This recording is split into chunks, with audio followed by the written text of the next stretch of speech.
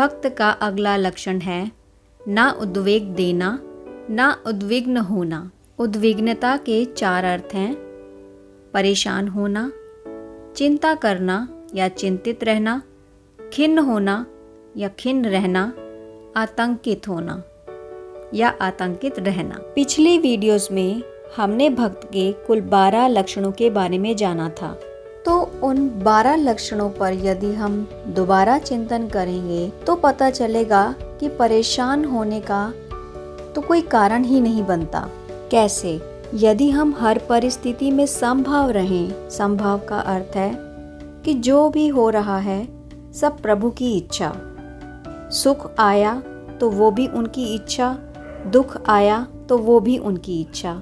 सुख आने पर हर्ष नहीं, दुख होने पर शोक नहीं। तो जब सुख या दुख में समता का भाव आ गया, जिसमें हमेशा संतुष्टि का भाव आ गया, तो परेशानी कैसी? परेशान वो होता है जो असंतुष्ट हो। व्यास भरोसे कुंवरी के, सोवत पाँव पसार। इसका अर्थ ये नहीं निकालना कि बस कुछ नहीं करना और आराम करो। इसका अर्थ ये है प्रभु पर दृढ़ निश्चय, दृढ़ समर्पित हो जाना। अरे भैया, जब प्रभु में दृढ़ निश्चय, दृढ़ समर्पण हो गया तो चिंता किस बात की?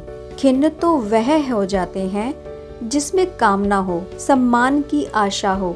आजकल के हिसाब से ही उदाहरण ले लेते हैं। जैसे किसी ने मेहनत कर कर वीडियो बनाई, वीडियो चल गई तो हम बहुत खुश हुए, और वीडियो ना चली तो हम दुखी हो गए कि उसने आशा रख ली कि मैंने इतनी मेहनत से वीडियो बनाई है, इतना काम किया है, तो इसको चलना ही चलना चाहिए। नहीं, ऐसा बिल्कुल नहीं सोचना चाहिए, क्योंकि आशा रखना ही हमारे दुख का कारण है। क्या हम इस परिस्थिति में भी संभव रह सकते हैं?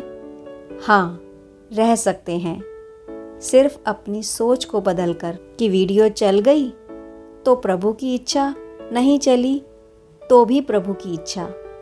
मेरा काम तो सिर्फ बनाना था। तो चलिए आगे बढ़ते हैं। आतंकित रहना। आतंक भी 2 प्रकार से होता है।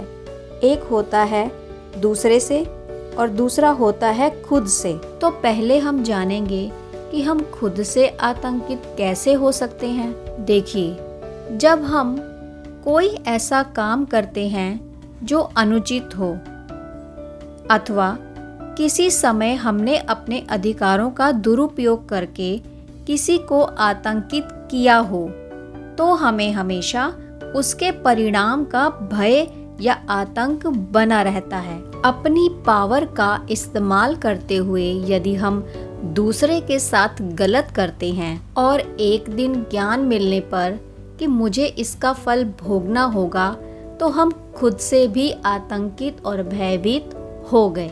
एक भक्त ना तो ऐसा कभी करता है या कभी ऐसा उससे हुआ हो, तो वह इतना समर्पित होता है कि वह सहज ही आसानी से समदृष्टि वाला बन जाता है और उसे किसी से भय नहीं रहता, क्योंकि वो पूर्ण रूप से समर्पित हो जाता है और जान जाता है कि प्रभु जो करेंगे अच्छा ही करेंगे। इसीलिए भक्त ना तो परेशान होता है, ना चिंता होती है, ना खिन्न रहता है और ना ही आतंकित। और कहते हैं ना कि जिसके पास जो होता है वो वही देता है। मेरी जेब में यदि 100 रुपए हैं तो मैं सामने वाले को 100 रुपए ही दूंगी।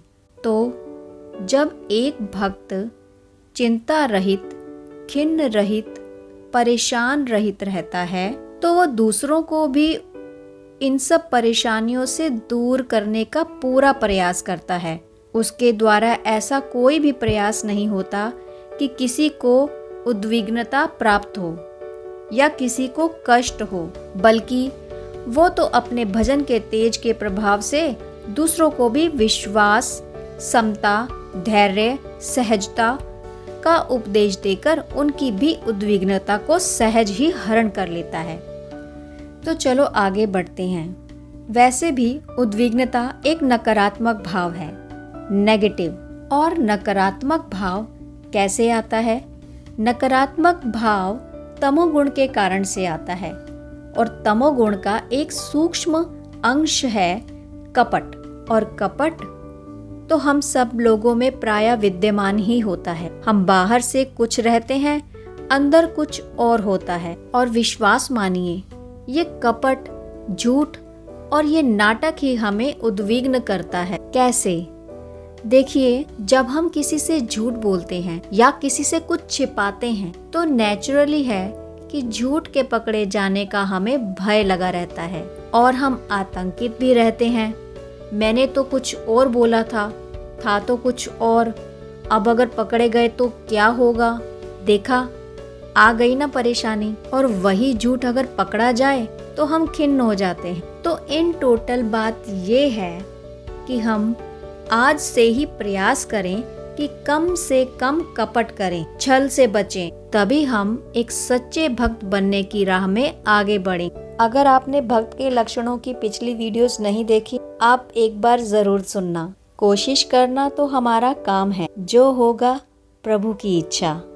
आपको ये प्रयास कैसा लगा कृपया ज़रूर बताएं। अच्छा लगा हो तो लाइक और शेयर ज़रूर करें। मिलूंगी आपसे नेक्स्ट वीडियो में। तब तक के लिए आप सभी को मेरा प्यार भरा राधे श्याम।